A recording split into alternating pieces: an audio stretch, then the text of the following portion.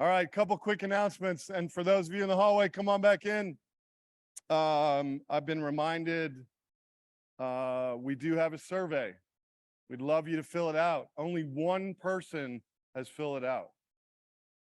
One. I'd like more of you to do that, please. Was it you, Wolf? Oh, okay. Talk loud. Come on back in. Out in the hallway. Say your goodbyes. They're coming back in. All right. Thank you, Jim. I listened to our board members. Yeah, really. I pay close attention. So complete the survey. If you don't know where it is, it's on the Hoova app. If you don't know where the Hoova app is, you can find it in the program, how to get it, download it. That's also on our website. I do believe we'd love for you to complete that. The other announcement I want to make is we are going to have this meeting next year in Minneapolis, our hometown. We're bringing it back to Minneapolis. I don't have a date for you yet. Don't have a hotel. We're still working that out because we really like to have a title sponsor first. So if anyone's listening and would like to be the title sponsor, but we're talking to folks in Minnesota about that, but we take all comers. But we're excited to go back to Minneapolis. We were back there in 2016. It's our hometown. Minnesota just became a model system. And there's a lot of activity happening in Minnesota, a lot of advocacy work over the years. So we're excited to go back and watch for the announcements on that date, location, etc. So now I'd like to bring up Jason Stouffer, who's going to talk to you for a quick minute, right before we hear from Jack Jablonski from the Jack Jablonski Foundation. Jason is, as he's coming up, I'm going to tell you something you probably don't know. Kind of exciting. Wow, it got quiet in here. That's cool. He's our Cure Advocacy Network co-manager along with Jake Beckstrom, which is all about passing state-funded legislation for spinal cord injury research. We have an active bill in Wisconsin that we hope to pass this session for $3 million. If anyone's from Wisconsin and wants to be involved, we'd love to have you help us. And we also have an initiative in Colorado. The bill has not been introduced yet, but we hope to soon. But the thing I need to tell you about Jason is that just a little while ago, on behalf of Team U2FP, Jason set the unofficial world record for an open swim of a paraplegic, 5.6 miles. And he didn't know that until his lovely wife, Lori, on the day of or during the swim. Oh, he did? Oh, I thought it was you. Yeah, I was like, if I'm going to be out there, might as well. Like, oh, by the way, the record is 4.9 by some guy in India. That's right. And I might as well just break that. But he didn't call Guinness. But yeah, Jason. It's a party trick. And yeah, going back to hello, everybody. Since it's the second day, and if you don't know who I am, I'm Jason Stouffer, and quick physical description of myself. And one of the reasons I was able to swim so long is I'm pretty buoyant. So I'm a white male, not a whole lot of hair on my head. I have a goatee similar to Matthew. It's one of the only ways you can be in this organization and be a male is to have a goatee. But yes, also sitting in a wheelchair. And I do work for Unite to Fight Paralysis, but more importantly than working for this organization, I'm a fan of this organization. I was a fan of this organization through the podcast and through the outreach and because of its mission. Here's the thing. I think that obviously I drew the short straw and I've got to talk about the F word, which is fundraising and donating. But anyhow, our organization, I'm always constantly impressed with because we do so much with so little. I don't know if you know this, but we have one full-time staff member and a handful of part-time staff members. And we have a ton of initiatives, of which this is one, the symposium. But we also do a thing called the Cure Advocacy Network, which is our legislative effort in the states. You've probably seen the number floating around that says 25 or $25.8 million over the life of this program, that's going directly to research at the state level. And just a reminder, and the reason I'm talking to you right now is none of that comes back to us. None of that money comes back to the organization to continue our efforts.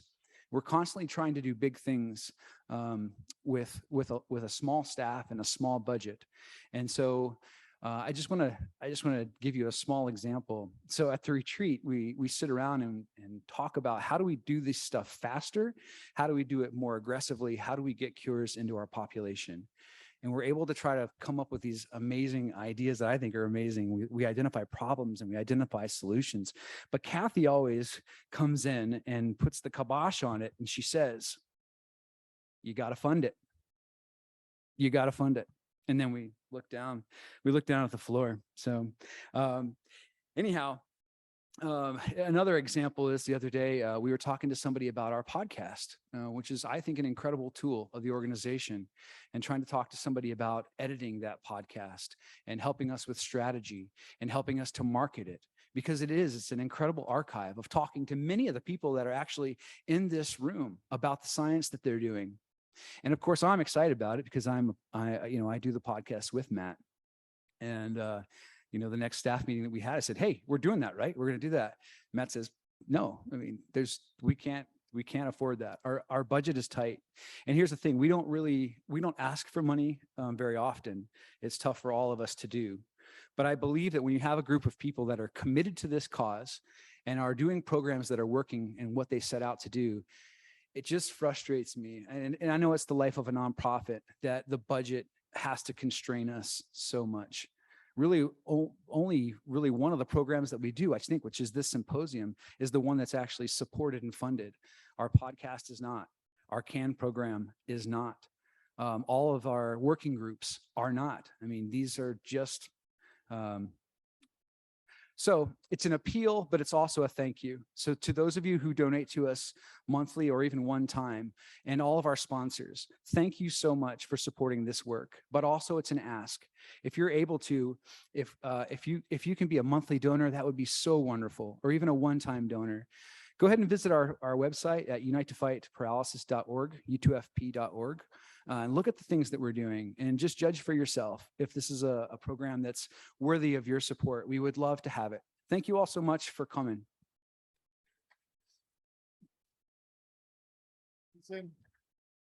And just so you know, Jason does have a social fundraising page on our Team U2FP site. You could donate to his world record swim.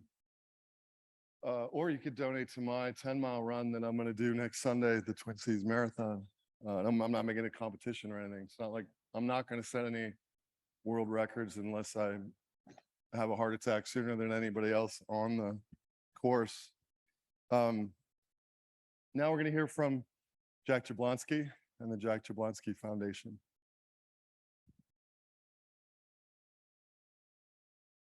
Hi, I'm Jack Jablonski.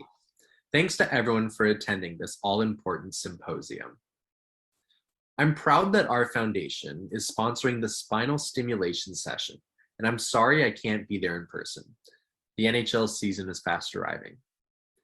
When I was injured in 2011, there was very little hope of recovery from paralysis from a spinal cord injury. Or so we thought. I'm personally grateful to the presenters in this session for pioneering epidural stimulation treatments and for giving everyone a reason to believe in paralysis recovery. Dr. Edgerton, Dr. Harkema, and Dr. Darrow, thank you. Research has come a long way since my injury, and I'm proud that my foundation has been supporting these innovative treatments. There is still a lot of work to do, and we need to get FDA approval so we can bring these treatments to clinical practice. With that said, I'm pleased to announce that our foundation is committing to a new $1 million research grant to get this done. believe.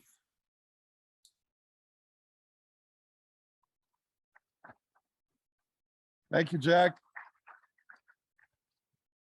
And now, for those of you who don't know, because you weren't here yesterday, because I didn't mention it, unfortunately, Reggie was not able to join us.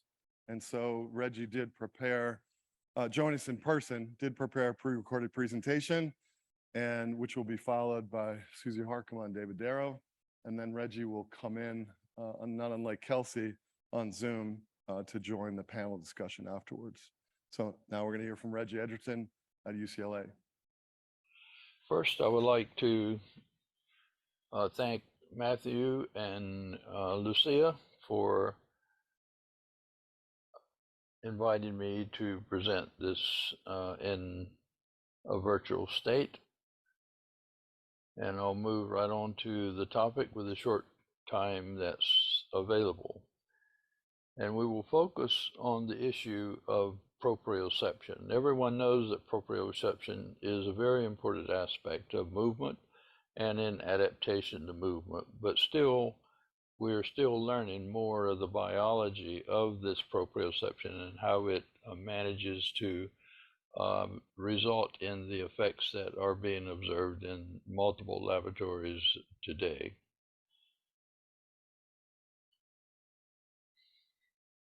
I'd like to point out that I'm involved, have conflict of interest in several companies.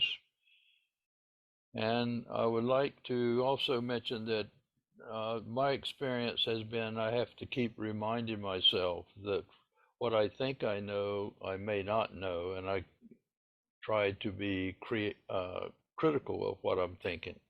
And the point is, if you're convinced that you know something, it really minimizes your thinking and creative potential in designing the correct experiments. Now, this gives a longer perspective. What I'm imagining is where we are today and where we could be in the future if we proceed as we are going, but hopefully rapidly, more rapidly. And that is, if you look at the top graph, you'll see that the relationship between the severity of the injury and the functionality that is left. And with relatively the more minor injuries, there's still a lot of function that's left after a spinal cord injury, but you get to some point which is generally conceived as complete, and you get a drastic drop in functionality down to a very low level. What we imagine, however, is this lower line here represents perhaps where we were a few years ago, but the black dots represent the line of where we have advanced maybe in the last few years. But the upper black line is to represent where we might be in the future if we continue to advance by taking advantage of the biological adaptations that are possible, as well as new technologies as they become available. But I will emphasize from the beginning that I think most of what we have observed, particularly in my lab, the advances have been primarily linked to learning more about the biology and much less dependent on advanced technology. In fact, almost none of it in advanced technology, but taking advantage of the new technologies that are available and the best that we know of the basic principles of the spinal cord biology. Now, I want you to look at this a minute.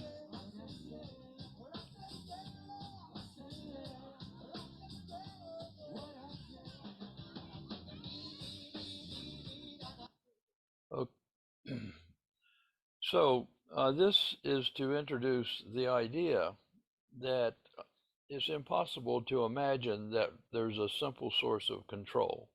It's certainly not all related to cortical control. It's related to the net output of all these sensory systems. So the real question is, how are all these sensory systems leading to these different movements? And obviously, I've minimized the importance of cortical control, but we know cortical control is important, but it's received almost all of the attention of where the control of movement is coming from. The other idea, because of the complexity of all these sensory systems, all of these are determining what our movements are and what our movements will be. And the way it determines that is basically automatically. In other words, the way this sensory information from all modalities is treated is treated in a way that's automatic. In other words, there's no active processing that's going on, weighing, given the weight of a given input from one neuron to another. And we'll talk a little bit about that as we go. But before we go further, I'd like for you to kind of understand, for those of you that are not trained in biology, that this is the section of the spinal cord going from caudal to rostral and from dorsal to ventral. And this represents the area where most of that sensory information, in fact, all of that sensory information for the most part, enters into the spinal cord and goes through these interneuronal networks and eventually to the motor neurons, where these motor neurons are the one that actually executes the final evaluation of what all the sensory information is telling you to do. So it does not have any control itself. It is simply doing what it is told by all the neuronal systems that's projecting to it. And this is where we think the center of the big problem is, and that is, how do we coordinate motor pools? Because the other problem, besides just recruiting these motor neurons, we have to decide, it has to be decided, what's the order and the amplitude of the recruitment of every motor pool that's involved in a movement.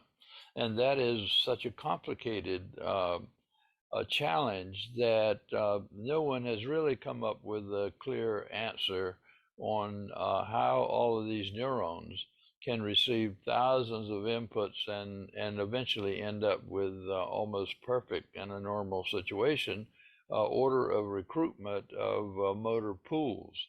So we'll talk about that in a little bit. So one of the experiments that have been done recently in our lab is where we take mice and have them to run on 2 different occasions, but do the same running amount and speed on a treadmill for 30 minutes. And during that 30 minutes, they take approximately 7,000 steps. And we ask the question, the neurons that are active in one session of walking on the treadmill, how many of those neurons that were active there are also active in the second time that they step in the same way? Well, what we found out is that there were only 20% of the neurons that were active at one point were also active in the second stage. So that gives us a sense that there's tremendous flexibility in how we perform a movement. This is the same movement, 7,000 steps, and then you have such a small amount of activity in a relatively few proportion of the motor neurons. And this is illustrated here, where when we counted, there are 20 out of 100 neurons that were active in both cases. Now, this is a relatively new technique using CFOS that allows us to measure the amount of CFOS in 2 different conditions in the same animal, so we can compare 2 different activities. Now, the other thing I'd like for you to think about in what the challenge is here, you see these motor pools that are represented by these different colors of clusters, and you see that although they're distinctly different, there are quite a bit of overlap. So you can imagine the design that must be included in the neural networks within the spinal cord to be able to select which motor pools are how active at any given time. So that's why this is such an important problem. Now, let's talk about this sensory information, particularly proprioception. And most of our work has been done in complete spinal animals as well as humans more recently. But the point is that all of this control is coming from the neural circuitry within the spinal cord and the periphery system, the afferents that are coming to the spinal cord. But there's no contact, no functional contact with the brain. And after 3 months of being paralyzed, this animal cannot step. It can stand because it was trained to stand. But if we give it a drug, we use a pharmacological modulation, which is giving strychnine to inhibit glycine, which results in elevation of the great excitability of the spinal cord. And what we see within 30 minutes after the injection is given IP, the animal can step full weight bearing over a range of speeds. And there's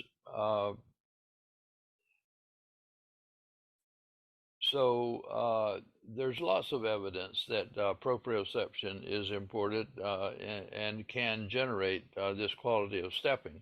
In subsequent experiments, a similar way we tested, one of the things we tested was in a rat that had epidural stimulation, as well as in pharmacological modulation in some cases. But the point is, if you look at these signals here, the EMG and the kinematics, you'll see that the animal is stepping at different speeds because we changed the speed of the treadmill belt. And as the belt got faster, the step length, the duration of each step got shorter. And then when you stop the belt, it immediately stops stepping. So the only way you can account for this is the fact that it's getting the sensory information that's telling it exactly what to do. And these data down here with different kinds of analysis shows how tight that relationship is between these different variables associated with stepping at different speeds. So, and now in going on to human, what about how much capability does the human spinal cord have in relearning how to step after a complete paralysis? In this case, 5 subjects were treated for 16 sessions, and after 16 sessions, they were able if we asked them to move, at first they couldn't, but after we trained them, they were able to move quite a bit in a rhythmic pattern. I'm going to go on to the end to save time, but this is when the person after 18 sessions is trying to move voluntarily. And then if we had voluntary effort in presence of stimulation of the lumbosacral cord with transcutaneous stimulation, the person could move their legs like this. Each of these subjects were paralyzed for more than 2 years. And so we thought from the beginning, even after the epidural stimulation, that what we're doing is changing the physiological state of these circuitries so that it enables these new movements to be made. For example, if a person is completely paralyzed, but they cannot get the excitation close to this threshold, then you're still completely paralyzed. Whereas if we can elevate this excitability with some type of neuromodulation and in some cases electrical neuromodulation, then as we just saw, then you can gain the capability of getting above the threshold, and actually in a state of not being paralyzed. Another way is to use other sources of sensory information. Again, we're focusing on how this different sensory modalities can enhance the motor output. In this case, the individuals are receiving a force perturbation of the heel and of the toe in a cyclic manner in 60 and or 90 rate per minute. And just by stimulating, this is an uninjured individual, and just by stimulating the bottom of the foot, you can see that the person is, their legs are stepping and they're not attempting to step. So that's a mechanical stimulation. But then we combined and studied several different sources of stimulation. And one was where we put the electrodes over the lumbosacral spinal cord. We asked the subject to move voluntarily, or we asked them to, or we just stimulated the spine without the voluntary effort, and then we combined them. And so this shows the pattern of EMG in each of the muscles, VL, hamstrings, and so forth. And the voluntary is this gray scale here, and then the lighter scale here is with both. But the amazing thing to us is that if the information is coming from the spine, the brain, or the bottom of the foot, or the brain, or the combination of the two, or we add all of these together, it's pretty remarkable how similar the spinal networks are activating these motor pools in the same manner. And so this tells us, gives us a hint of just how smart the spinal circuitry is in being able to receive sensory information from all of these different sources, including information from the brain, and you end up with a very similar motor pattern like you saw. So what I've shown you is the pharmacological modulation in some of the animal experiments. I haven't showed you the audio, but you can, if you watch the kid that was dancing, you have to think that the music, and you've all experienced this, that the music has something to do with the output, motor output as well, and the electrical, and I showed you mechanical. We've published other data which shows that how you move and how well you can generate that rhythmic motion, like I showed you with the normal individuals, depends on whether they have their eyes open or eyes closed, or even whether they're watching a stick figure move in a step-like pattern. So all of these are different sensory modalities that give us different strategies so that we can maximize the sources of control of the of movements. So I've concentrated primarily on proprioception. And when I talk about proprioception, I'm really including cutaneous information as well. And the fact that even though I haven't given you the data, there's plenty of data to show that these spinal circuits are operating in a full feed-forward manner, so it knows where it has been and it knows where it needs to go practically all the time. The other is I showed you evidence of redundancy and the variation, even though I didn't talk much about the noise, but the redundancy is an important part of the design. And that's why all of our movements are not really deterministic in terms of what we decide exactly to do, but it's probabilistic, and there's plenty of evidence to show that that's the case. The other final point I'd like to get across to you is in achieving some of the plasticity that's been observed in the different laboratories, I think it's coming from two different phenomena. One is acute, in other words, you can neuromodulate and can get an immediate response, as you saw in the cat.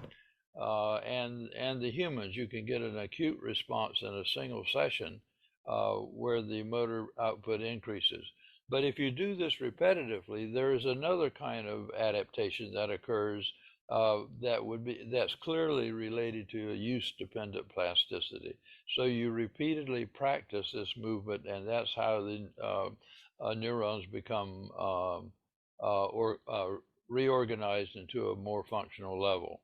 So again, if you put all those ideas together, it kind of gives us a hint of what we can do in the future.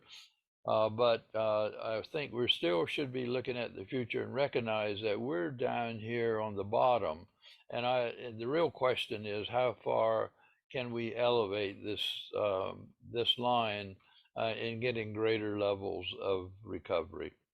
So I think the seed for most of these ideas came from these two individuals in Sweden, and a lot of this work came from the ideas derived from the lamprey as well as other animals. And many people have contributed to this. I've had hundreds of people in the lab over the years, and every one of them have taught me a lot. And so we first started the human work with Susan and Joel Burdick and Yuri Gerasimenko and Roland Roy. They've been key figures in early work and the late work, and many visiting and graduate students and so forth have contributed. And more recently, we moved the lab to Rancho Research Institute and the University of Southern California, and these are some of the individuals that have recently joined our team, and we're in the process of carrying on similar experiments as we've done in the past, but hopefully newer and more ideas. And I'd like to point out that I think what we should realize is we're really in the beginning of where we should be with neuromodulation and activity-dependent plasticity. And I think if we learn more about the biology, we're going to be able to do better. And I think there's been most of the emphasis has been on developing new technologies and implants. I think most of what we've learned has come from learning more about the biology. So thank you for listening.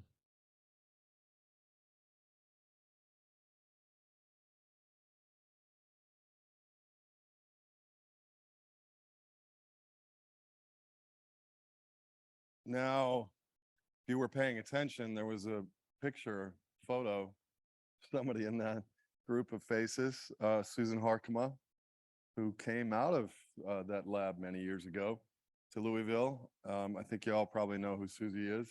We're really glad to have her. We were having a debate the other night. I was contending that she's never been here to present, and happy to have her for the first time. She thinks maybe she was in the past. Let's look it up. Yeah, well, we're gonna do that. We're gonna find out for sure. But please, glad to have you, Susie. Welcome. Thank you. Oh, and really quickly, I just want to say, a couple people have come up to me, and I've been thanking you both for the last day and a half. But I just want to take a quick second for all of you. Can you give us a little love to these two folks? They've been outstanding. Thank you so much. Okay, can you hear me? This might be, oh, yes, you can. Okay. So, get the, while they're getting the talk up. I, Susie Harkema, pronouns she, her, or they, them, are my preference. And I am female white. However, for full disclosure, I should let you know, when my children were young, we were at the dinner table, they informed me that Daddy was black, Cameron was light brown, Kaylin was medium brown, Jordan was dark brown, and I was pink. So possibly I'm a white pink female, to be clear.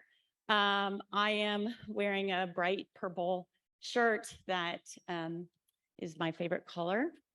And I'm actually 157 pounds.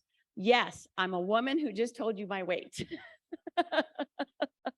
And there's two reasons for that. As I feel like I've matured, I've realized the weight is what your weight is, and that we women should really be proud of how we weight, who we are, whatever weight we are.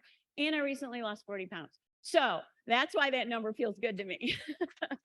So I would like to thank Matthew and his entire staff and all of you who volunteer to have invited me.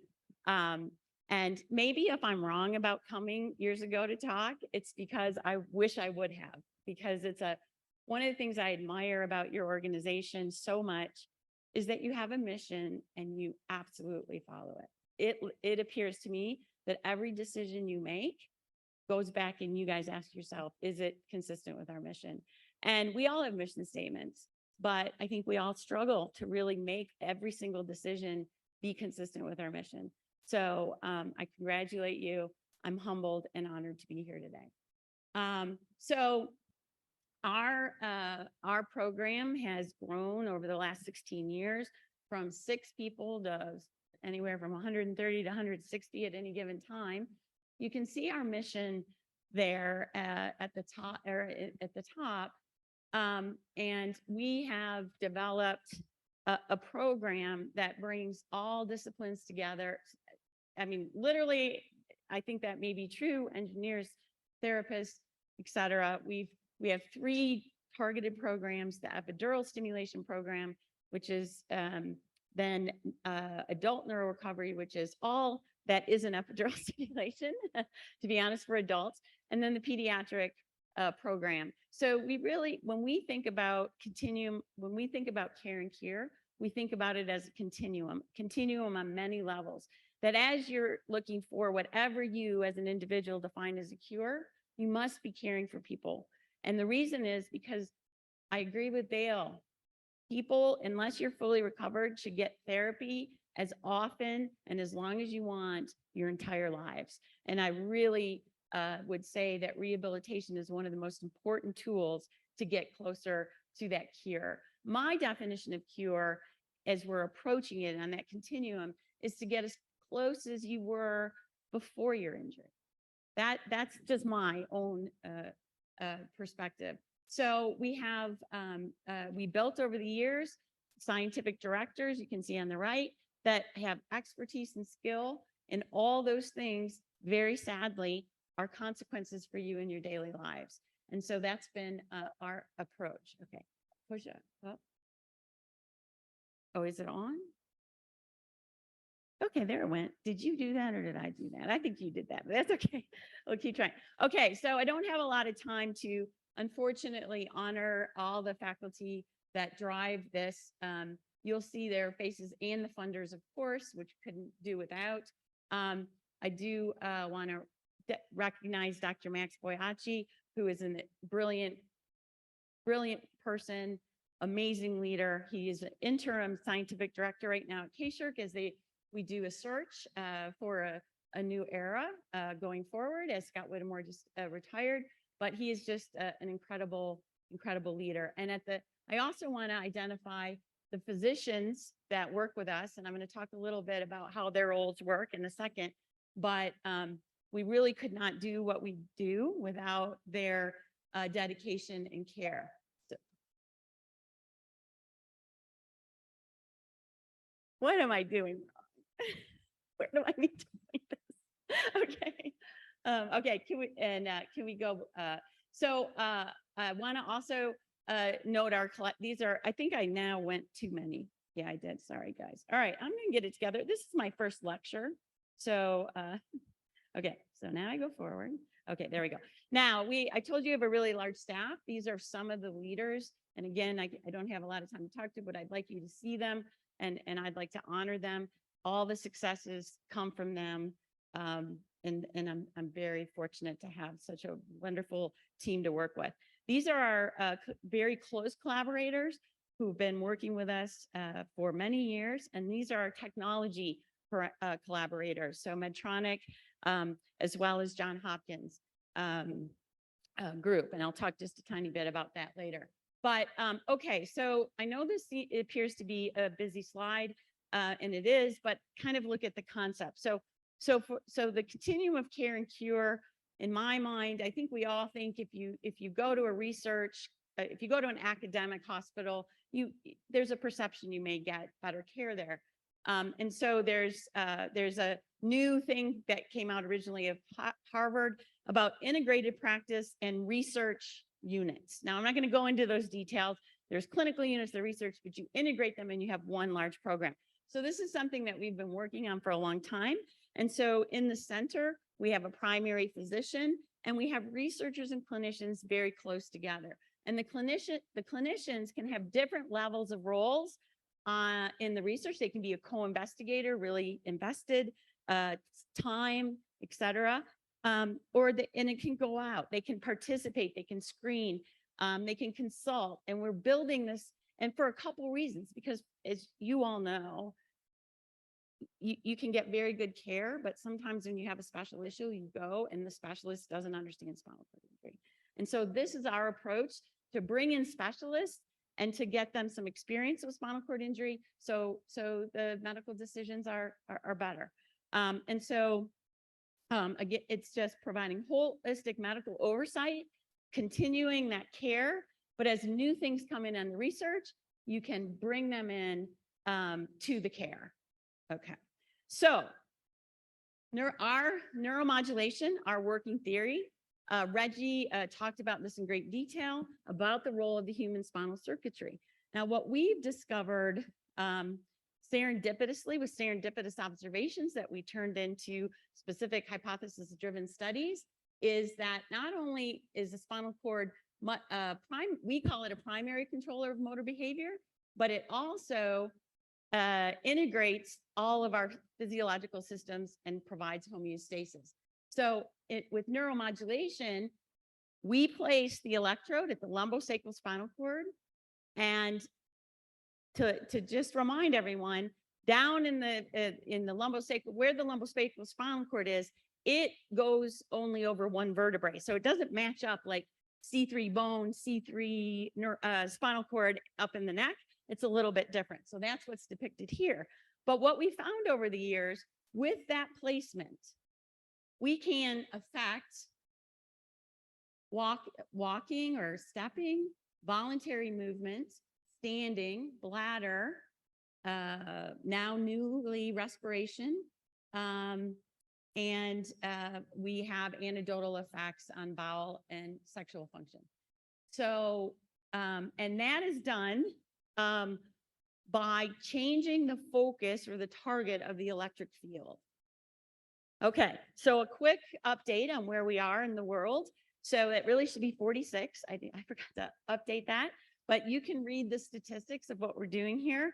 But one of the things that I think is important to look at is that we are beginning to span out age, time since injury, and I think that becomes important. We rigorously try to recruit females. We'd like to be at 50-50. It's challenging, but that's for another talk. So one of the things I do want to highlight here is neuromodulation, as Reggie said or implied, we're just at the infancy. We're scratching the surface. There's so many things to uncover.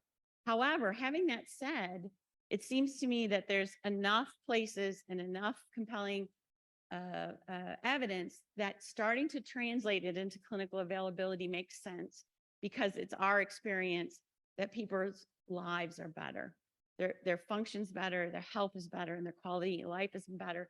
And very surprisingly, their ability to be independent is better. So,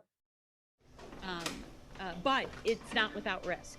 So I'm going to let some of our people share with you their complete paralysis is not a thing. There's something here we didn't really understand. Hey, Susie, check it out. Look at my toe. Up, down, stop everything right now. I eloquently said, "Holy shit." And, you know, I'll never live that down again. This is, how are you doing this? Close your eyes, do it again. Fast forward now, we have over 20 people who were supposed to be motor paralyzed, and all of them have moved voluntarily with the epidural stimulator. I think it's been in the past few years that we really start to understand the true impact of epidural stimulation. Being paralyzed is more than just being confined to a wheelchair. They may not die from the accident, but they're always sick. If you can do something that incrementally changes their lives, you are not only changing their lives, but you're changing their entire family's life. And you're also changing the cost to the healthcare system. Looks good. Pressure stable, 116 over 64. Sue, you made my day. Thank you. Made my life. Since being implanted with a stimulator, my blood pressure is regulated, my infections are better. I can't tell you the last time I went to a doctor's office for any medical issue relating to paralysis or being in a wheelchair. Every morning that I wake up, my body feels warm. I feel my legs humming, I feel my feet humming. And then all of a sudden, 2 weeks later, that twinge turned into a full movement. And you know, that movement was a couple movements. Incremental small steps, and that's how we train. And I stood at my wedding, being able to do that, to have the first dance with her and my mom. That was huge. What a treat it is to feel alive. Before I was implanted, I mean, honestly, our goal was to stay alive for the day. Now I stand. Singing is, that's me, that's my everything. Now that I've been implanted, I can push out my notes now. Sometimes I go out by myself and I look across the water. But since I've come on home, well, my body's been a mess. And I miss your ginger hair and the way you like to dress. Won't you come on over? Why don't you come on over, Valerie? So you saw the broad spectrum of people who've been in our studies across our broad spectrum of studies. I want to talk a little bit about what our approach is with epidural stimulation. Now, what I want you to focus on is the spinal cord with what looks like 4 electrodes. Now, that's to convey an idea. We don't really put 4 electrodes in, but in our approach, you are able to create what we call 4 configurations to make a program. And then a program is targeted towards walking, standing, moving, cardiovascular function, and they interleave. Okay, so it's continuous stimulation with very specific motor or physiological function targeting. So we have used the language now, tonic interleaved, network focused, and you heard Reggie talk about sub-threshold. So when we provide our stimulation, we can go super threshold, but we don't. We bring it down and we let the proprioception information and whatever residual fibers come drive the networks to achieve the function. Now, one of the things that we think is important is that we are able to really specifically place the electrode, but also know where the electrode is in relation to the spinal cord. So I reminded you that the spinal cord sits under about 1 or 1 1/4, 1 1/2 vertebrae, or is that length? I'm sorry, the lumbosacrospinal cord spans about 1 1/2 vertebrae.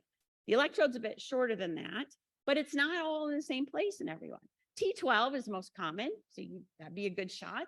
But it could be T11, T12. Well, that's unusual, but T12L1 or, and so anyway, it could be in a different spot. And the length of everyone's spinal cord is a bit different. So what we've done is we do high resolution imaging, which takes serial continuous images. We do range, the area of interest. We identify those and create a 3D model. And we do this before surgery. So this is someone's actual spinal cord. It's not a model from some averages, it's a person's spinal cord. And then we go and we find the roots and we trace them up, and that tells us where the where the L2 spinal cord level is, L3 in relationship to the bone. And so when we go to surgery, we use this information with fluoroscopy and surgery to put that initial placement. And then what we do is we follow it up with what we call spatial temporal mapping. And we go and check the electrodes, and we know we have an expectation that if we hit L2, this is what should happen. If we go up in amplitude, then this is what should happen. And that's how we place it in surgery. But we also use this as we go forward for mapping. And these are very busy slides, but all I want you to get is the general concept. We invest a lot in mapping. This is our choice. This is how we do it. And the first is what I called spatial temporal mapping. And just two things I want you to know. So what we do is we do two electrodes next to each other, top, bottom, left, right, and then we map where we are neurophysiologically in the spinal cord. That informs us for the future. But we also do at a frequency response. And what you can see here, you see where it's static and then you see it rhythmic. That gives us the ideas, or it gives us the insight for each individual where their standing might be more optimal, or where their stepping might be more optimal, or where their voluntary activity might be more optimal. Or as if you see at higher frequencies, what happens? The EMG activity goes away. Where might that be helpful if there's activity you don't want? So this provides us our first basis of making decisions. So again, we have these decision-making algorithms, and I'm going to go quickly, but for voluntary movement, we go back, we look at that image, we look at where that spinal cord should be to do it, then we try it, we see if there's movement. If there's not, we go back, try again. Then if there's too much movement, we use one of those cohorts, we call them cohorts, those 4 things, to reduce movement, and we continue on. Standing. Same thing for standing. Okay, we look and we learn. If we've already done voluntary mapping, we might know what muscle, if there's one lower or higher that we need to add a cohort for, but we have a decision-making tree, and we use EMG as well as behavior outcomes to decide. Stepping, same thing, harder, more difficult, very complicated, but it's kind of that same approach. And now when we look at cardiovascular regulation, which we observe serendipitously in earlier studies, we use the 3D spinal cord reconstruction because we have found that L3, L4 is where we get the most sensitive responses. And we also, when we do spatial temporal mapping, when we're just laying there mapping out the neurophysiological responses, we also monitor blood pressure, and we find places where their blood pressures in chronically hypertensive people raise up, but there's no muscle activity. That's what got us started thinking about this in the beginning. We use this for our mapping now. Okay, and then for bladder, we have 2 approaches to bladder. We have bladder capacity, we have bladder flow, and we have initiation of voiding. All of those have different targets. And now I'm going to talk really quickly at the end about our technology. We're able to deliver those at a rate that makes some functional sense. So going to go ahead here. So I'm just going to show you one example, and to summarize that, where you pick your electrodes, what your frequencies and your amplitudes are very important. So this is just one example. You can see we found L3, L4, where it was, and at the top, what you can see, which is the left of C, we were stimulating at the very top of the electrode, and we got no blood pressure response. We got no motor response, but then when we went lower to this optimal place, we were able to maintain blood pressure. Okay, so it's just to illustrate what I was sharing with you. Okay, so let me talk. Oh, which emoji should we? Did you guys see emojis too? All right, I'm going to pick the happy emoji. That's the one. So I want to talk a little bit about advancements in technology, because original studies have been with off-the-shelf pain stimulators that aren't designed for this. So in collaboration with Kessler Foundation, Medtronic, and Johns Hopkins Applied Physiology Lab, we have been going through iterations of advancing the technology. Now, this is the end product. This is not where we are, but this is where we plan to go. And just briefly, we use the hardware, the most up-to-date hardware from Medtronic, but we now have specialized software. The PICS is what the people take home, and the TUI is what we use in the lab or the clinic to design, and they have similar but different features. So we have specialized software that we have written specifically for this that works with that hardware. We also have an API, which means that Medtronic can provide to Johns Hopkins secret coded information that is very safe. And that's the way I describe it. They would probably roll their eyes and tell it to you more technically. But then all these programs that Johns Hopkins is developing with artificial intelligence, control and learning algorithms, they can make very quick decisions and control the stimulator. So that's where we're going right now. We're just about to do release 2, which will also have voice recognition. So that's kind of a quick technology update. And I'm gonna let, maybe, is there video there or not? You know, when you're To give you a little taste of quadriplegic how and you're it's in a working. wheelchair, you need people's help with absolutely everything. So having the stimulator was a huge life-changing experience for me, but being unable to control it because I don't have the use of my hands made it extremely difficult. Changing the access to that technology immediately has made a big difference in people's lives. Now what we can do on the tablet is we can just transfer whatever program's over, and you're going to have that tablet now. And so we can do as many as we want. So you could have a high blood pressure, low blood pressure, toe and ankle and knee, as many as you want. Once we save them and we put the amplitudes, you can switch back and forth quickly. So for example, you could do right leg, switch it, left leg, switch it, right leg, switch it, left leg. So once we get these in here, then that'll give us more flexibility to improve on your program. So first we want to get them all in here so you can start your observation period, so you can take it home. You know, I think there's a reasonable possibility we can get them better because we have more choices and more flexibility now, like in frequency and amplitude and the ability to move between programs without losing the stimulation. Here's another kind of nice feature. When you open it up, it's going to tell you right away what your battery chart is, so you can know that you need to charge it. We can put all the groups up at the same time. If you just wanted to do 1, you just click 1. If you want to do 1 and 4 at the same time, you can do that. If you wanted 2, 3, or 4, and then they all go up. And I think they're going to go up a little faster than you're used to. So we'll see how that goes. Now, remember when we say, okay, if your blood pressure is high, go do this and do that, we can put the notes in there so you have them right there with you. Okay. You know, come down to that kind of stuff, we can use the notes. Okay, so hit okay. Okay, now go to show groups. Now you see there's 2 in there. So you have CV1. And so we'll rename this so it makes more sense. And I'm able to control it on my own. Mm-hmm. It's amazing. I think that was a big limitation on the other devices. People without their hands were unable to control it. And that's right. This makes it so much more convenient, better. Yeah. Now I'm able to manipulate it. Right. So this is awesome. Thank you.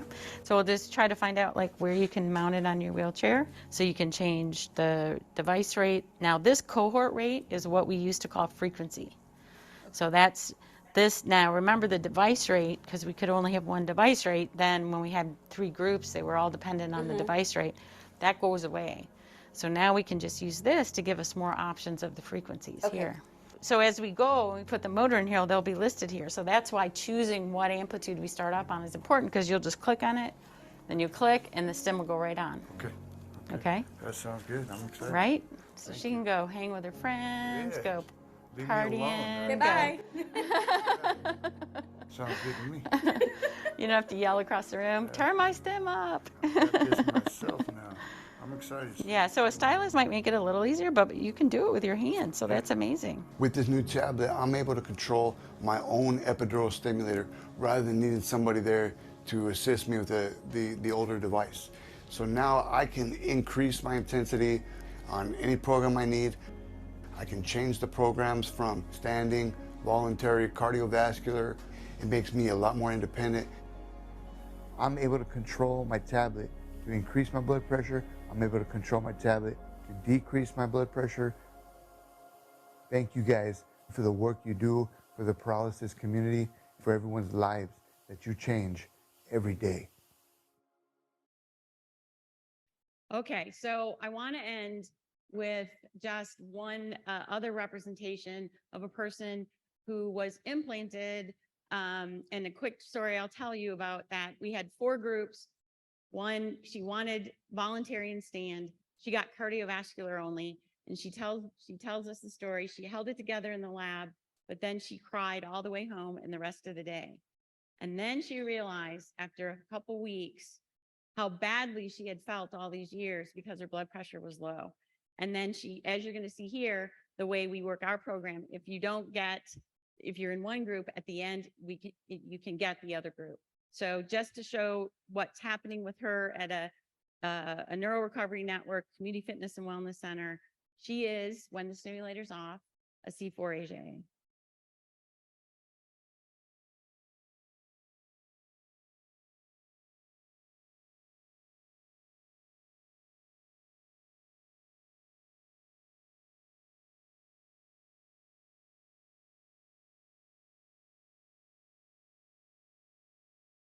I know, it's her arms.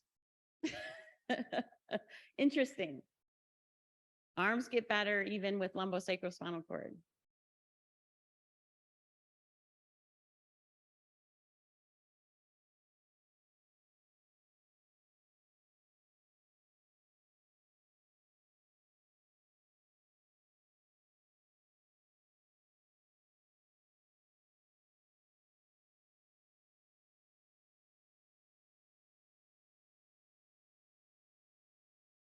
Okay, and I'm just gonna stop it there because I think it gives you a representation.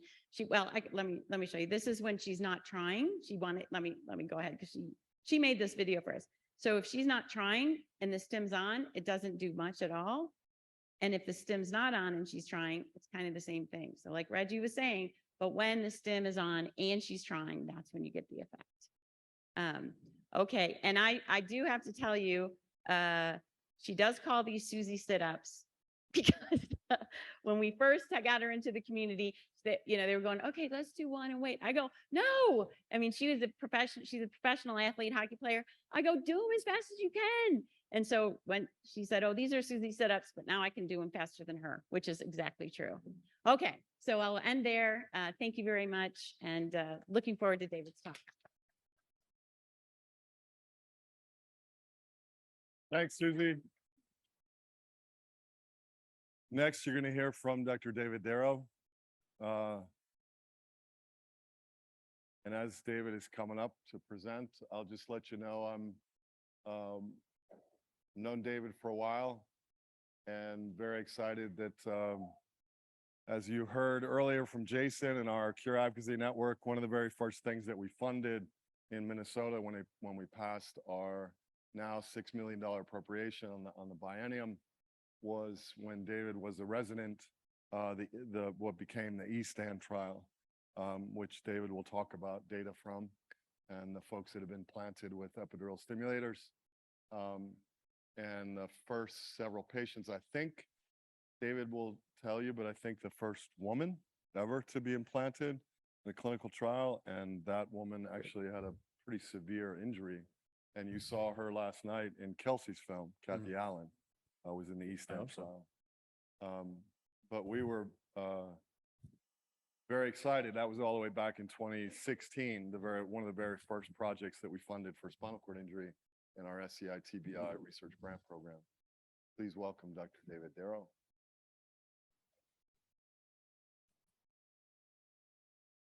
All right. Can you guys hear me okay? Perfect. I'm David Darrow. I'm 5'10". I 190, 195 pounds. Still got my COVID-19 on me. And I'm wearing a blue suit today. And probably, Matthew says I'm wearing a power tie, so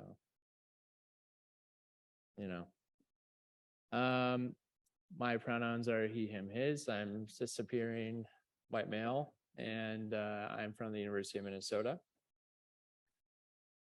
Today, I'm going to talk a little bit about just a very simple thing, which is observing what we observe in the patterns of movement over time in participants in our study who are Asia A, because we see some initially some patterns that didn't quite make sense to us. Some things that were exciting and some things that were discouraging, but we've been trying to figure out sort of what's going on in the patients in our study. I work at both the county hospital, and I'm the research chair there, and I work at the university and have a lab also that's focused on cognitive neuroscience and neuromodulation. I am a neurosurgeon. I put electrodes in people, in their brain, in their spine, on their brain, all over the place, to treat all different kinds of diseases. But this East End was certainly a passion project of mine from when I did lots and lots and lots of trauma surgery to stabilize the spine. At the time, I thought that was really insufficient, given the work that Susie has done and Cortine has done and Reggie has done. It was just not enough to put screws and rods into people. So I wanted to help with corroborating that and lending our own viewpoint to it. I click forward and my presentation's gone.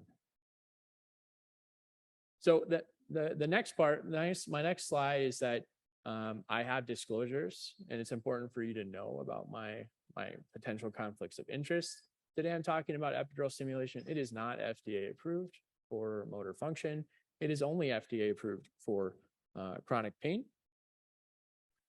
And I get funding from Abbott. They funded the original study, and I've gotten more funding from Abbott for other projects. Basically, their role in this study is just to give me devices. They do not have any say about what I do in the protocol or how I report results. I have been forming startup companies to try to do more in the community because that seems to be what it takes. And well, that's all. Those are all my disclosures. We're struggling here. We're struggling. Hold it longer. Firm. Hypothesis testing live. All right. So we have, my team is not nearly as big as Susie's team by an order of magnitude. But we do have a lot of people that work on the study. They have all various roles, and some have come and gone. We have lots of collaborators. It's going to be a tough talk.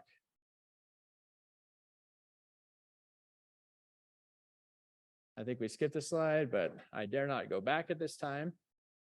I have lots of postdocs and lots of engineers who love working on this study, and they love making a difference. And I think one of the things that our group has learned is that everybody from the engineers and the undergrads always are required to interact with participants in the study because it gets them excited, right? That's an important part of research, is to feel like you're a part of it. It's true for our participants in the study, and it's true from everybody up the chain. So it is a requirement of our lab now. As Matthew said, we got started from a very simple and small grant back in 2016 and got started in 2017 with implanting. We've done 18 participants and we got stopped by COVID, but we're starting again now with another 20 participants.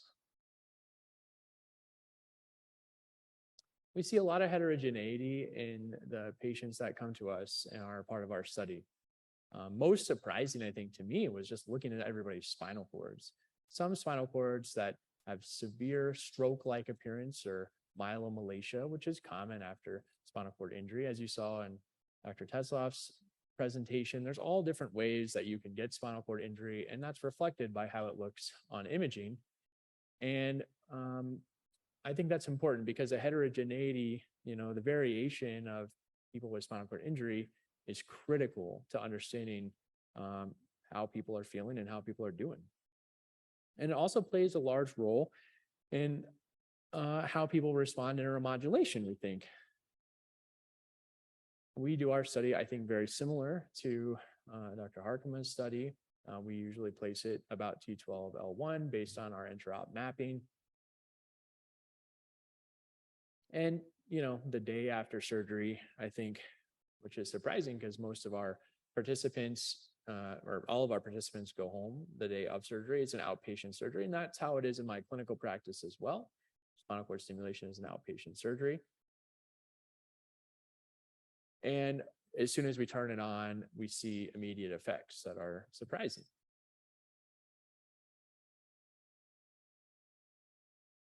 And these two gentlemen, more than 6 years out, both Asia A.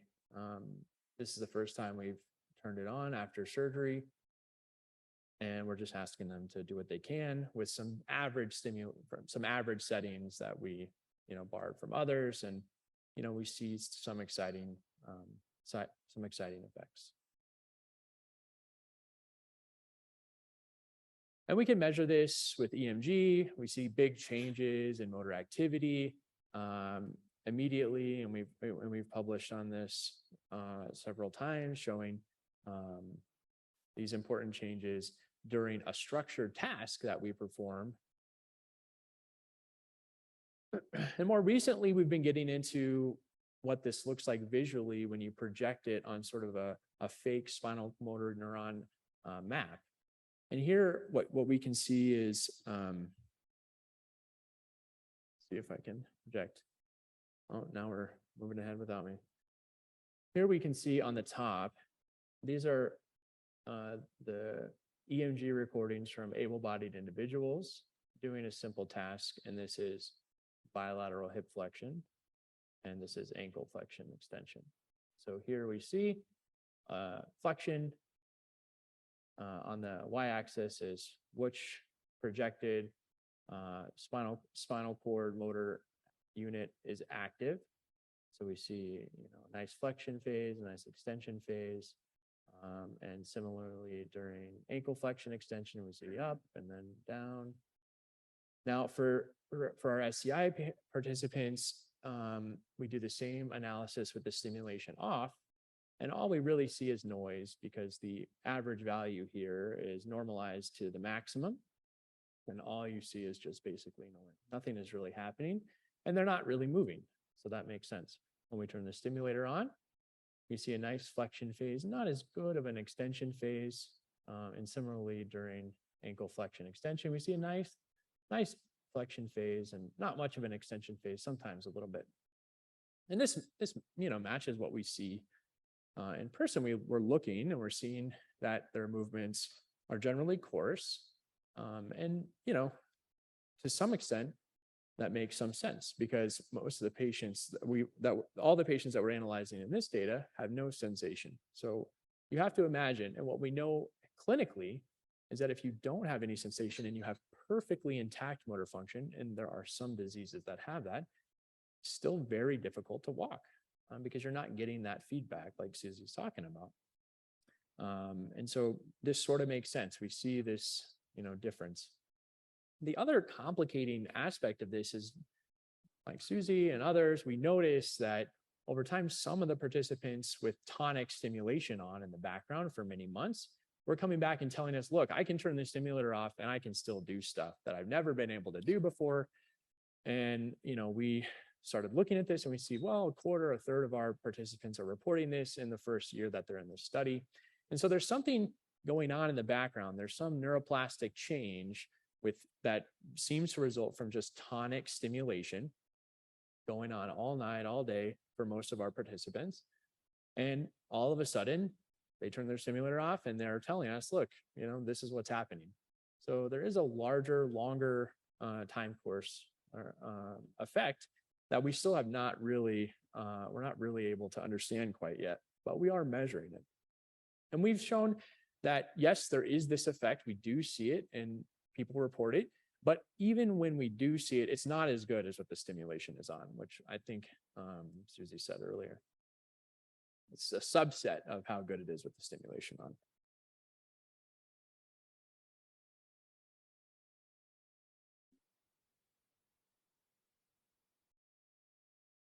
And we're not a rehab group. We believe in rehab. We think rehab is the greatest thing since sliced bread, but we're a bioengineering group, and I'm a neurosurgeon. So our focus has been mostly on what does stimulation do and how can we measure the effects of stimulation both in person and remotely at home. And we've done this, and last month in Louisville, I presented on how what our optimization is like and how we do our optimization.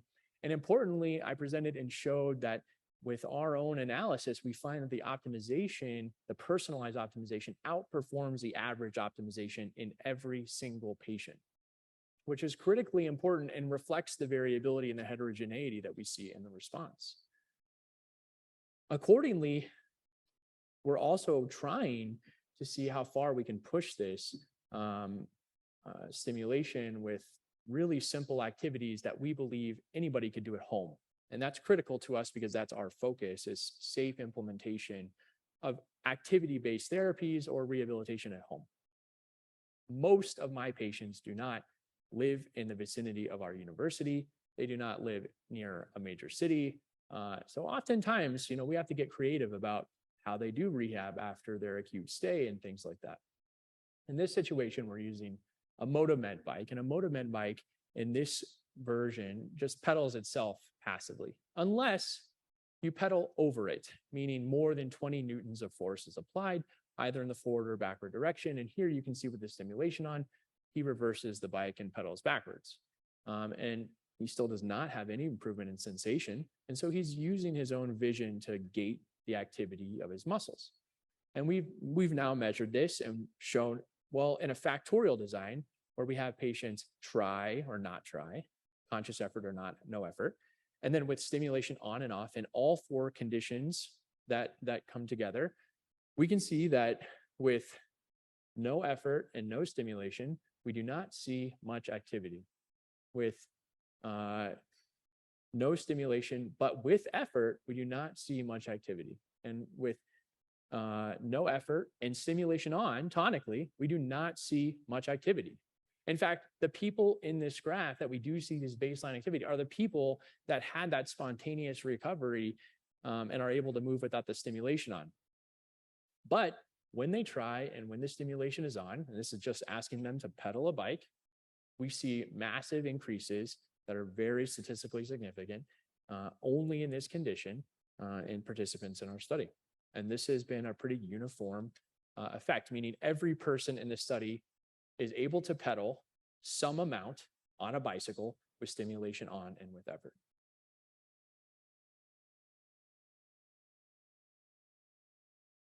I am pressing the button, but I don't have control over the lag time. But what we've been noticing more is that how people are moving seems to be also changing over time with stimulation, which is not that surprising.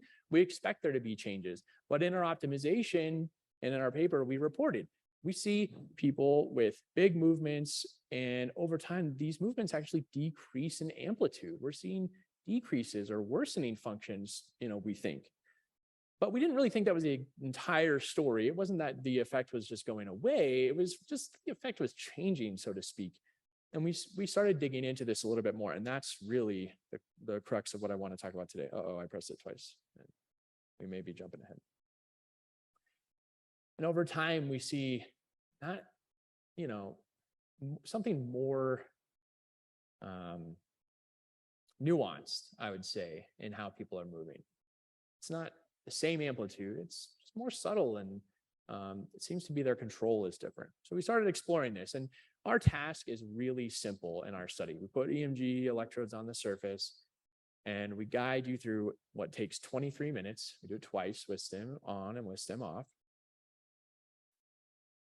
The other thing I want to point out, sorry, before I go on, is that in our study, we have not seen any specific demographic or medical factor, even though we're not quite powered to show this yet. But so far, we do not see any factor that explains any of the variability that we see.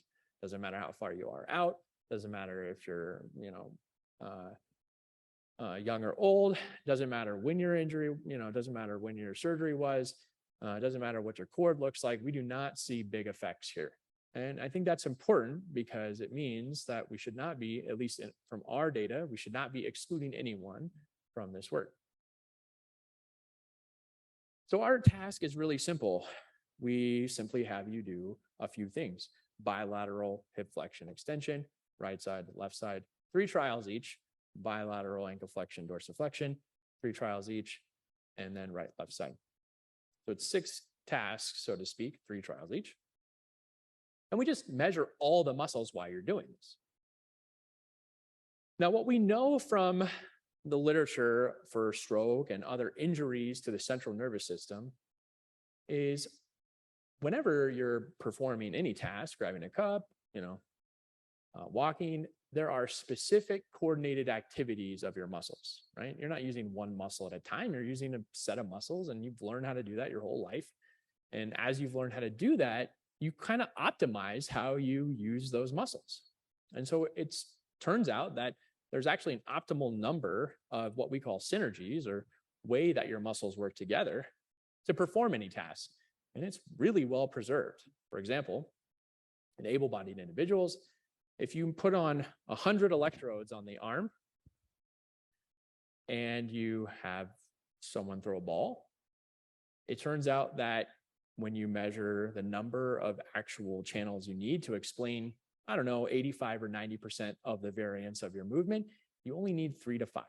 So you could put 100, you could put 1,000, but you still only need 3 to 5 because your muscles work together. You don't need to measure all your muscles all the time because they all kind of work together and perform these complex tasks. So for example, in this publication, during the gait cycle, if you measure how your muscles are working together, you only need about 3 to 5 to explain any of these different phases of the gait. So we looked at within our own task and looked at hip flexion extension, ankle flexion, dorsiflexion, and how many of these synergies do we actually need. So the main idea is if you need 10, that's too many, your muscles are not working together. If you need 3 or 4, then that's great because that means that you're using the muscles together in a coordinated activity. And sure enough, even though this plot looks intimidating, it's really not. This is what we found. So each one of these graphs is basically a different muscle activity. So we'll just start here with hip flexion on the left side, or bilateral. And I know this is a little bit hard to read, but when we do this in 10 healthy able-bodied controls, it's in black. And here's the black is kind of hidden here. And what we're looking at is how many muscle synergies you need. Here are the muscle synergies on the bottom from 0 to 10. Do you need to explain the amount of variance, which is over here, this R squared, in order to explain that sufficiently? And so for an able-bodied individual at baseline, you need 5, which is that 3 to 5 that I said. Crosses this line right here. So then we look at, okay, let's look at our participants in our study at baseline with no stim on, and that's in blue. And it turns out that you need every single channel that we're measuring in order to explain about that same amount of 85% variance. You need everything because the muscles are not working together. So you have to measure everything to know what's going on. And as soon as we turn on stimulation, immediately, this is in red. This is the first time we ever turn on stimulation, which of the 13 months in our study. We see an immediate improvement, and we go from 10 to about 8. So now we've actually improved coordination of the muscles just by turning on stimulation the very first time they come in. But then over time, at the 5th time point, which is about halfway or so in yellow, we see that the number of synergies required keeps going down. And eventually, on the last day of the study in pink, it's actually less than the controls on this particular movement. Here it's about the same, here it's less. But the main idea is we see a gradient over time. And this is consistent with a lot of the neuroplastic changes that we're seeing. This is really important. I know this is not a very exciting video, but this is very important because it tells us that there is organization occurring over time that is improving, even with just tonic background stimulation. And when we look at this in more visual form, I'm still waiting for it to move over. This is a representation of those synergies at those time points. This is the no-stim first and last. And what we're looking at here are the different muscle groups on the y-axis: iliopsoas, rectus femoris, anterior tibialis, EHL, or your toe extensor. And we're looking at how the muscles are working together in this graph. If they were all working together, we would see all these bright spots where basically we're seeing them activated and co-activated at the same time.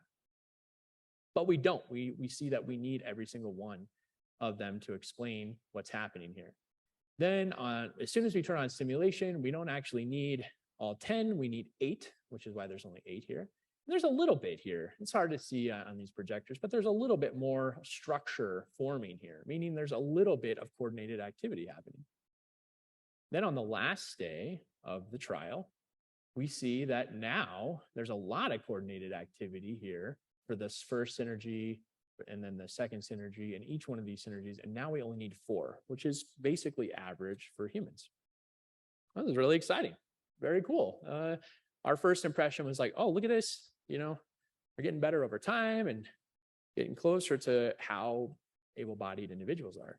But it turns out that's not really the story here. Yes, we do see this neuroplastic effect happening over time. This is very exciting. It means there's something happening in the background that we can kind of measure and we're kind of seeing as a marker of progress here.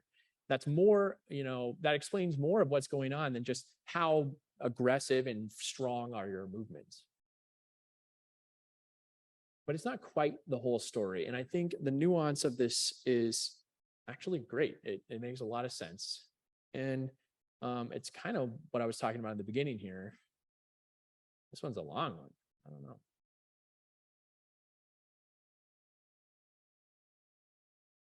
Okay, now this is a really busy slide, but I'm going to summarize this quickly. So what we're looking at, so able-bodied controls over here, and these are the different synergies, synergy 1, 2, 3, and 4, and they're ranked in terms of importance. And this is our SCI population. These are all Asia A individuals. And what we're seeing here, this is just for bilateral hip flexion and extension.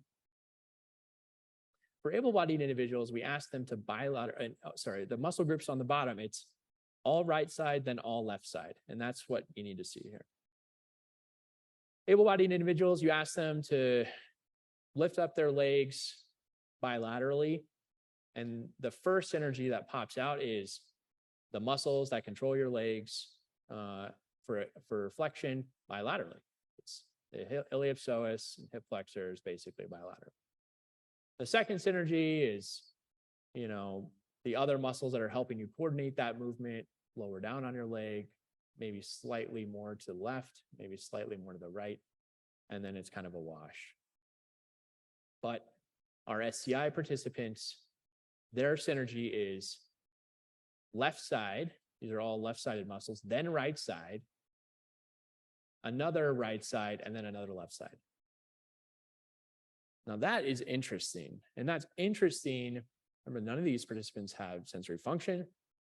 They also differ in how they're using the muscles. We get time courses for these synergies as they're popping out, but I won't go into that. The main point is that the way in which they're recovering is distinctly very different from able-bodied individuals. And this makes a lot of sense when you understand that much of what they're using to learn how to use their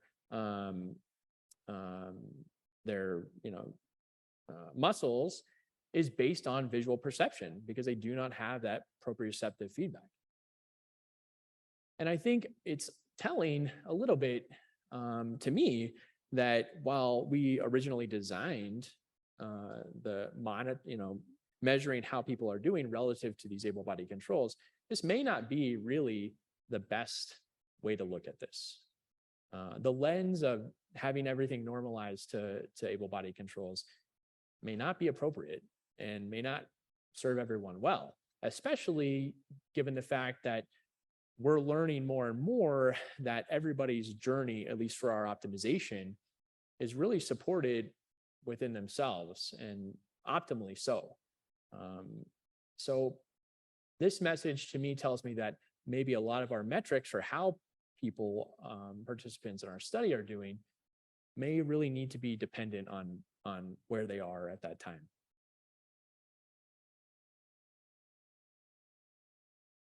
And, you know, many of the participants in our study, even a year or 2 or 3 years out, they still are, you know, living their full life, using the stimulator as they like, but with a wide amount of variability. And I think that's important for everyone to know.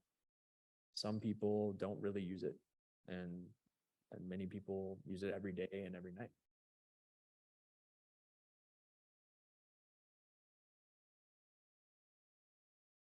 Now, my funders have been UTFP, the Minnesota Office of Higher Education, through that grant that Matthew was talking about, and then the 2 places that I work, who provided a lot of help for many of the graduate students and postdocs in the lab. Thank you so much.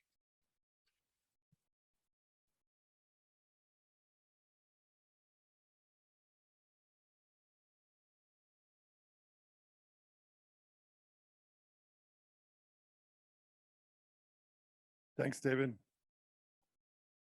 And Susie, thanks for coming back up. Do we have Reggie? Maybe. Working on it. Okay. Well, let's go right to questions. Microphone in the back. Oh, and just really quick, sorry. We are running behind. Is anybody who's paying attention to the clock, because I'm a terrible moderator. And some of our presenters take liberties with their time. Talk a lot.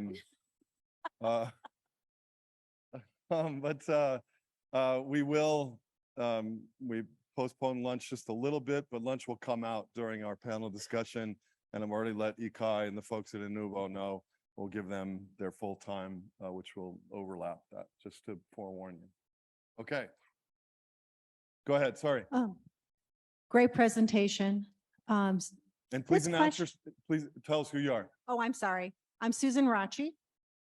And I haven't been to one of these in probably long time. Yeah, a long time. I've been injured now 26 years. But this question is for Susie.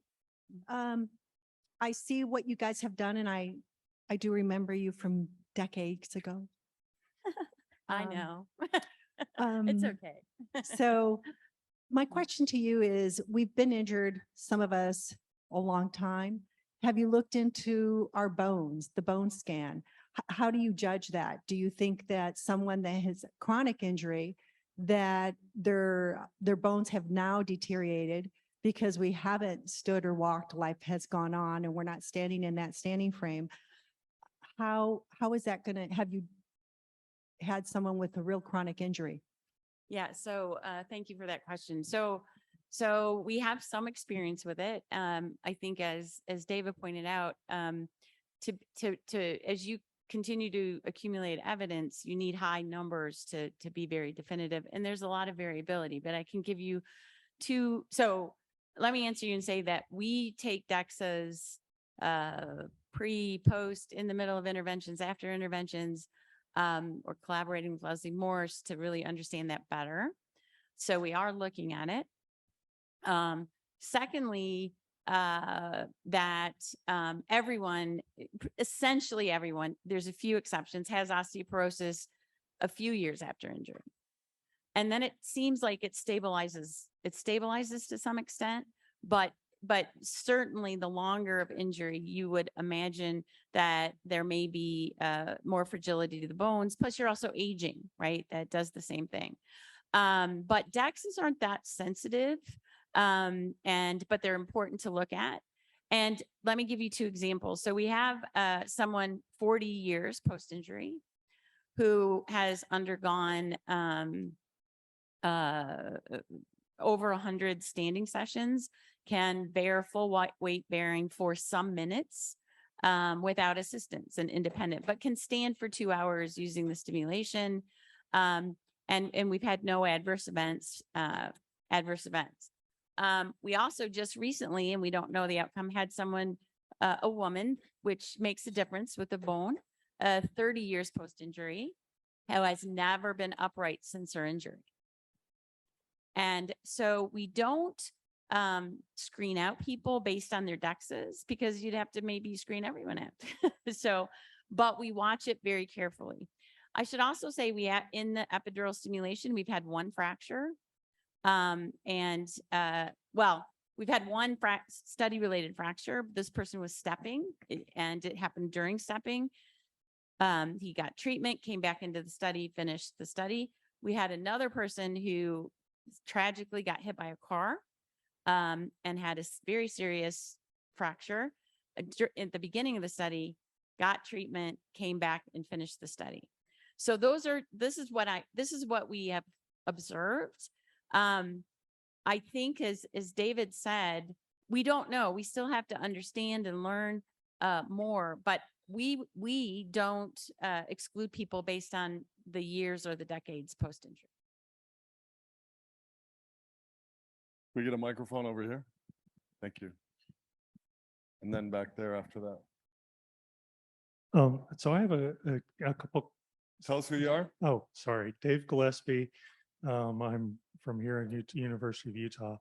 So I had a specific question because about the depth of the installation of these electrodes. Are you going subdural or? No, epidural. Epidural? Yeah, okay. And the big question is, what kind of effect does this stimulation have on somebody with a lower motor neuron damage, Yeah, so David, do you want to answer? Go ahead first. Yeah. Sure. I don't think we have a ton of data, but I think it does not work as well for lower motor neuron injury, obviously, because there's not the substrate to modulate. So.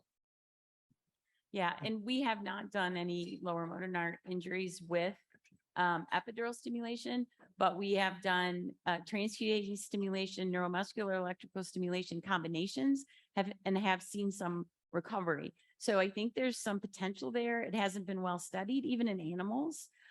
So I think that all of us are very interested in trying to understand and find neuromodulation solutions for that population, but it's much earlier than higher level injuries. Well, I would volunteer to be your first participant. Okay. Sign up in our registries. Hi there. My name is Andrea Hartzell. I'm a physical therapist, and I'm back here. Thank you. I was like, where are we? My question is, it sounds very complex, just the nature of how you were describing when you implant them, like what muscle groups you want to stimulate. And I'm wondering, I know there's kind of this now talk of transcutaneous spinal stimulation. And if you're using that data from the epidural to apply with the transcutaneous, and if it is that, like how that translates, if it's that unique or that, is it easier, I guess, to stimulate with the transcutaneous versus the epidural stimulation? And what you're seeing, if you're seeing similar results. Yeah, so I don't know if Reggie's still here. Reggie, do you want to take that first? Did you hear the question? Can you hear me? Yeah. Mm-hmm. Okay. I think basically the way the stimulation is working is very similar in terms of changing the physiological state of the spinal circuitry. I think there's not a good understanding of how specific you need to place the current or how well you can find where the current is going. But obviously, from a general standpoint, it's pretty obvious that with the epidural implant, you can be more specific. I would say my impression is that there's a slight difference in opinion as to how important this specificity is. I think Courtine has reported evidence that it's very important to have a single root within a change in position of approximately 1 millimeter, or a little more than 1 millimeter. My opinion is on the other end, we're more impressed with the general stimulation. I think Darrow was correct in saying how these different neuronal networks are coordinated, and as they become more active, they become more integrated and more muscles become involved. And I always think of the idea that, for example, when you're standing and when you're stepping, your nervous system is not controlling just a few muscles. Basically, when you stand, go from sit to stand or walking, you're controlling practically every muscle in your body. And so the brain is designed to act, as I stated earlier, emphasizing the automaticity. It gets relatively simple signals that tells the spinal cord that you're getting ready to stand, and that this output then, or this control, is not motor unit by, or not motor pool by motor pool, or muscle by muscle. It's your body is built to coordinate muscles necessary to stand in the step. So I'm kind of inclined to emphasize the importance of a wider spread of the current that's being placed, and not so critical, but is critical to some extent without question. But it's not definitively been defined how specific it is. But again, I think if we depend on controlling root by root or muscle by muscle, we'll never make it. Do you want to? Sam's got a question from the live stream. Then we'll go to Linda, and then we'll go to Monica. Hi, this is a question for Reggie. First of all, it's an appreciation. Thank you for your efforts over the years and your continuing attempts to understand the mechanisms. The question is, while you acknowledge that we're in the infant stages, when is some progress good enough? And what do we need to do to get this to the clinic? All right, I'm glad you asked that question because of the comment by Susie. I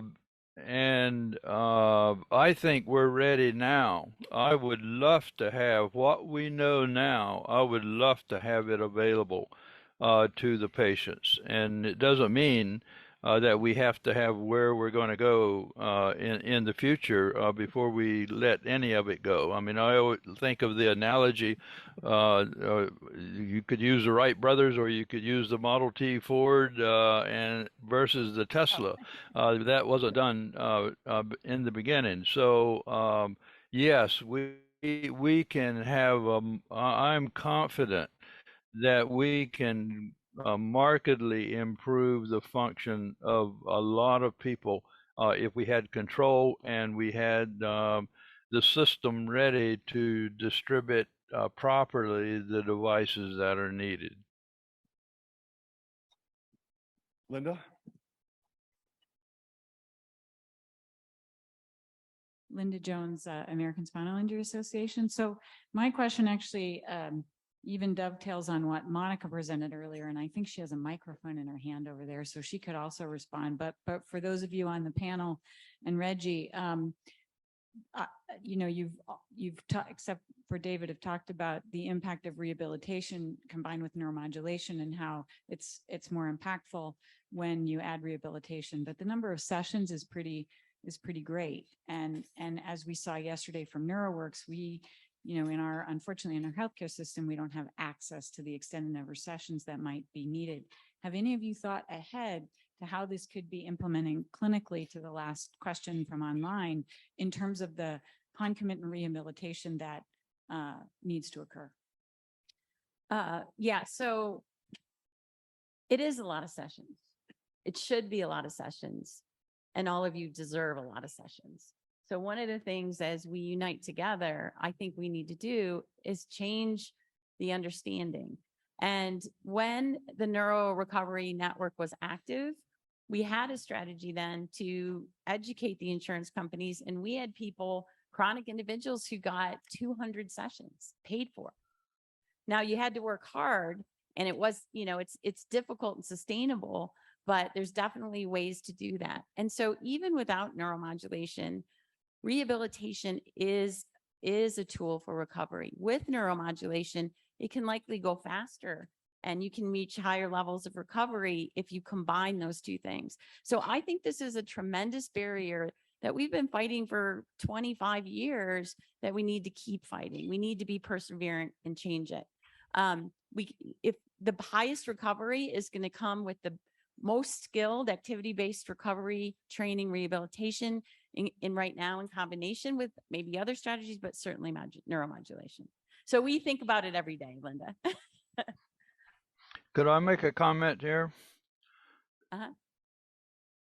I keep emphasizing to the experts in rehabilitation that rehabilitation should be a primary target. It is so essential. I mean, all of these experiments that I've been involved in over years, it more and more convinces me of the importance of use-dependent plasticity in reorganizing the nervous system so it will function better. So rehabilitation needs to see themselves at the top of the totem pole in medicine, not at the bottom.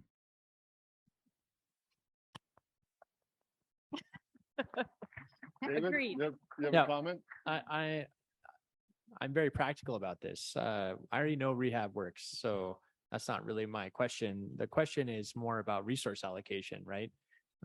Many of my patients don't live near somewhere that they can get rehab, and so there's a whole spectrum of both motivation to do rehab, availability to do rehab, and there's deep systemic problems with how rehab is funded, right? Every single rehab place I have gone to or had patients go to, they're always struggling just to keep the lights on, and they're all doing amazing work. So there are deep problems that need to be solved. And I think this is a perfect example where, there's going to have to be a range of options available. Some people, they have busy lives and they can't go work out every day. Some people want to work out every day. It's a whole range of things that need to be made available. Because we know rehab works so well, we are, basically trying to provide the compelling evidence to insurance companies, to funders that, look, here is the exact marginal cost, and this is exactly what you're going to get. The more rehab, the better, right? It's just the problem is they don't always listen to logic and reason. So we can do this all day long, but at the end of the day, it's going to take the entire community saying, obviously, we need to have rehab as an option and be creative about how we're going to fund it. I want to quickly interject in the spirit of the conversation we had earlier. I think each of you have had the experience of someone that needed to be explanted, or someone that this didn't work, was a failure, or maybe just learning. Depends, I guess, on your perspective. Can any of you comment on what do you think? I mean, in the deployment of this as a treatment option, as Reggie said, let's go, essentially. There are some folks that this may not work for, and there may be some complications, in which case the stimulator should be taken out. Yeah, so I'll tell you about our experience, which was very difficult and something we have to think very carefully about. So we had a person, so the infection, and he's much more knowledgeable about this and may comment, but the infections don't show up for usually 6 to 7 weeks. So we had a person who was implanted, and so we had a person who's implanted, started stimulation, moved voluntarily, stood independently, got an infection. We couldn't treat it with antibiotics and we had to explant it. And so it was very difficult. And then we went and we did a whole infection thing. It's published. Since then, thankfully, we haven't had an infection. So I think one of the things we have to think really carefully about is to really have strong risk against infection protocols for the spinal cord injury population. So I'll turn it to David. David? Yeah, I mean, thankfully, there's precedent. So also, I'm very practical. We have to, think about the risks and benefits of, anything in life. Getting on the bus, there's risks. Getting on an airplane, if you're in a wheelchair, there are real risks in life, right?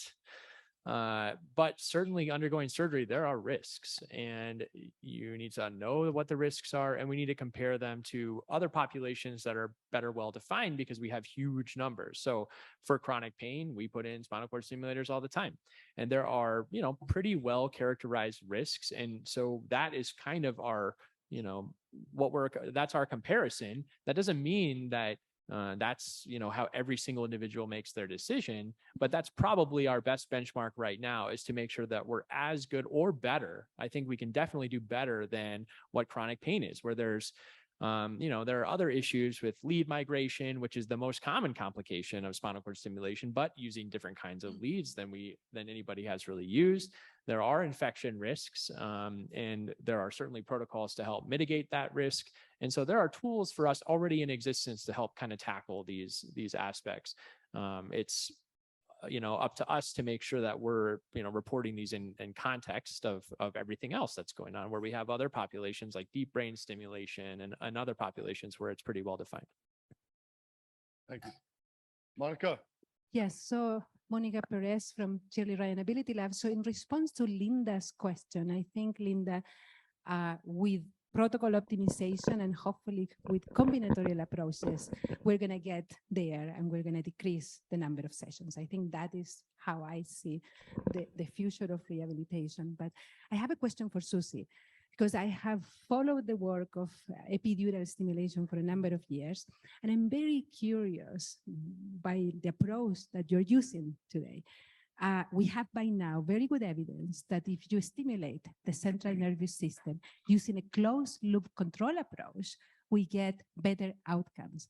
And your approach still uses continuous stimulation, tonic stimulation. I can understand that for standing position, but I'm wondering if you have tried the use of a closed loop approach, and what are your thoughts about those approaches and their evidence that suggests that perhaps it's another alternative to really stimulate the system in a more efficient way.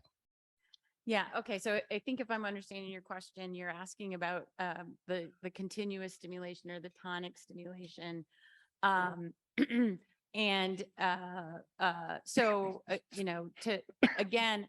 What we've always based our theory and our hypothesis and what we've done, that the spinal cord is a sophisticated network that has intrinsic capabilities. And even after injury, even though thousands of neurons that die at the injury, there's millions below that are theoretically still functioning normally, but have lost a big piece of partnership and communication, and so now aren't working well. So our approach is to, and as Reggie says, to enable that circuitry to function better again. And so that's why we use tonic. Now we do focus, for example, I'll give you an example in stepping.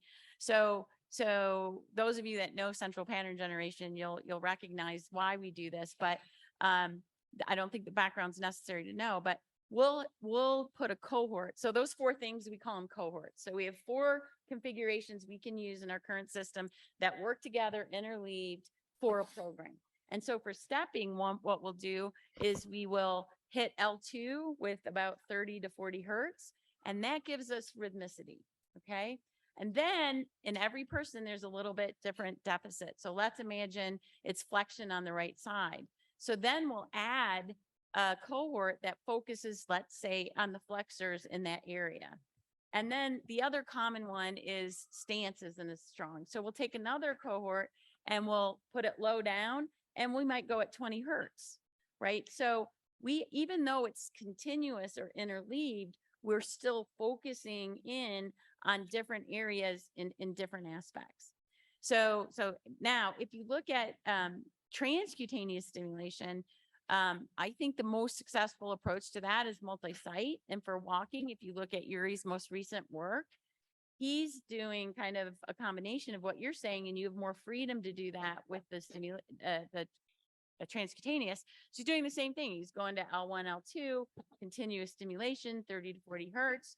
He also goes to S1, does the same thing to raise the excitability, but then he goes to L1 and he does that alternating 4 stance. And then he goes up in cervical and helps to get the signal stronger across the brain. So I think that that as we continue to learn, we're going to need to integrate different approaches, but our focus is really network focused. That, as Reggie said, not specific motor pool focused. So hopefully that answers your question. Yeah, I think we can use the closed loop approach, what Gregoire Oh yeah, is the closed using loop approach. Yeah, thank with you. the network. Yeah, thank you. So it will sorry. be interesting to actually compare both approaches to see if actually one is really more efficient to activate the central nervous system than the other one. That's just a thought. Yeah, so Thank anyway, you. and so just a quick answer to that. So the quick technology that I showed you is going towards closed loop. And so we are, yes, I agree with you. Closed loop is going to be critical if this is actually going to be useful. And we're working towards it. But we also think you always have to have human in the loop. So we're always going to have a module where the human can be in the loop. So it's not completely closed. Okay, one very last question, and then we're going to welcome up Ikai and his team. Sasha. Sasha Repcheski from the University of Kentucky Spinal Cord and Brain Injury Research Center. Thank you very much for willingness. And Reggie, sorry you're not here with us, but thank you for tuning in. My question is two-part. First, I guess to Dr. Darrow, is can you tell us a little bit about the reasons why you stated that some people just don't use it? Is it because it's not working when they go home? Have they reported that I just don't get what out of it, so might as well not use it? And I guess moreover, does it make them really depressed once they get it and it doesn't work? Mm-hmm. And secondly, is there something that maybe the three of you can tell us, lay people, so to speak, about what the codes are or the duration of your amplitudes and stimuli that's different or common, that maybe you all could work together to help us all figure out what's going on? Again, I don't know that I don't want you to divulge your algorithms and whatnot, but it just seems to me very complicated, and we are just like looking at dots, and just maybe you could edify that a little bit. I'll start by answering your second question first. So my general sense, and Susie can certainly weigh in, is that there's been mostly convergence about what sort of works and what doesn't work. That being said, where things are heading, things are going to get 10 times more complicated because the tools that we have to deploy are becoming more and more sophisticated, which, you've seen some of Gregoire's stuff. It's even more complicated, in some ways. And so that's where we're all heading, is much more complicated paradigms of how to stimulate. And so, I think in the technical space that we work, there's going to be a lot of convergence, and there's still convergence right now. So I think a lot of the overlap is pretty similar in terms of pulse widths and amplitudes and frequencies and all that kind of stuff.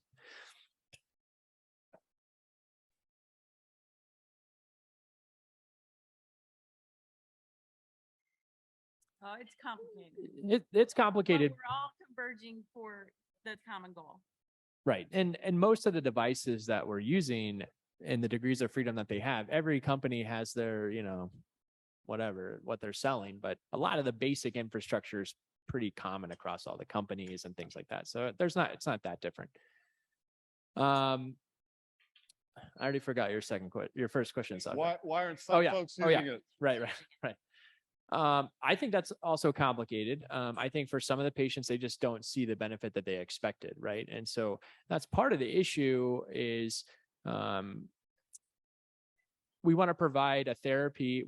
First, we want to know what the therapy can provide.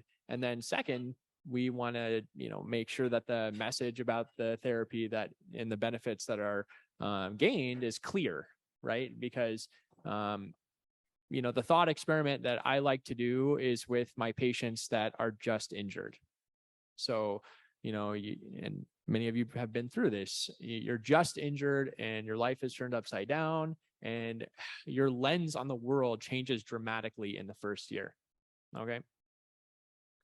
At least that's been my experience through my patients, lives. So if I were to come to you at the very beginning and say, we have this new technology, it's pretty minimal surgical risk implant, would you like to do it? Everybody would say probably yes.